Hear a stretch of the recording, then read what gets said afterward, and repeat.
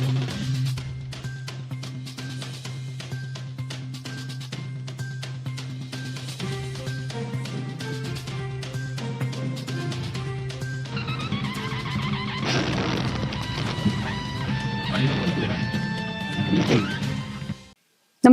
आपण पाहता हिरकणी न्यूज.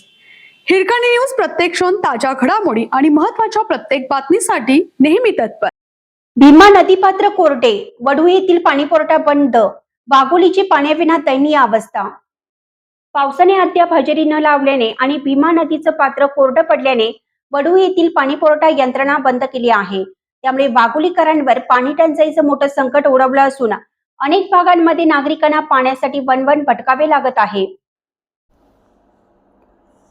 दैनंदिन जीवन विस्कळीत झाल्याने पुणे महापालिकेने तातडीनं टँकरद्वारे पाणीपुरवठा सुरू करावा अशी मागणी नागरिकातून होत आहे.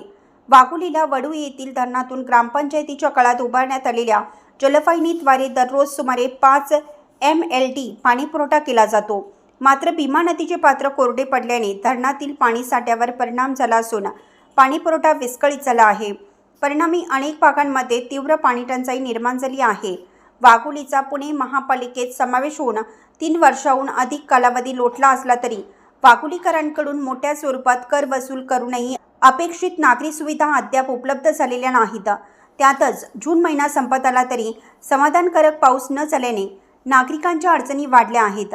या पार्श्वभूमीवर महापालिकेने तातडीनं टँकरद्वारे पाणीपुरवठा करून नागरिकांना दिलासा द्यावा अशी मागणी नगरसेवक रामदास दाभाडे यांनी केली आहे. नागरिकांमधूनही महापालिकेने परिस्थितीची गांभीर्याने दखल घेऊन त्वरित उपाययोजना कराव्यात अशी मागणी होत आहे. महापालिकेकडून हजारो कोटी रुपयांचा कर वसूल केला जातो, मात्र त्यानुसार नागरिकांना मूलभूत नागरी सुविधा मिळत नाहीत. वाघोलीकरांची गैरसोय लक्षात घेऊन तातडीनं टँकरद्वारे पाणीपुरवठा करण्यात यावा.